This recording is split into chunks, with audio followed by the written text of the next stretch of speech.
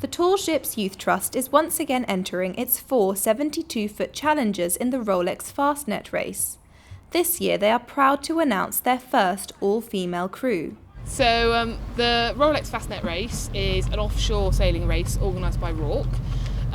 It goes from Cowes around the Fastnet Rock, which is the southern tip of Ireland, and then back into Plymouth. I believe there's about 300, probably plus 300 boats that are involved in the race, and it's a massive offshore race. It's kind of one of the pinnacles of British racing, so it's a really big event to be involved with. I'm really happy to be involved with it. The Challenger 3's crew includes skipper Beth Terrell and 3 other tall ships sailors who are being joined by 12 members of Girl Guiding, and they have all been training extremely hard over the past few months. So in terms of training, the experience levels of the crew are very varied across it. So we've got a few people on board who've done quite a lot of offshore sailing. One person has actually sailed around the world. And then we've got people who have never really set foot on a sailing boat before. So the initial training is learning where everything is on the boat, how everything works, all the safety things of how to use the winches on board, tacking and jibing, and then the big one that scares everybody on board is learning how to use the spinnaker, which is the big sail at the front of the boat.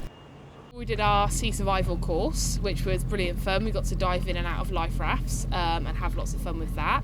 And then we've been doing some training weekends, getting the spinnakers out, getting to know all the crew members, getting a really good family bond together, which, because teamwork is probably the most important part of the whole race.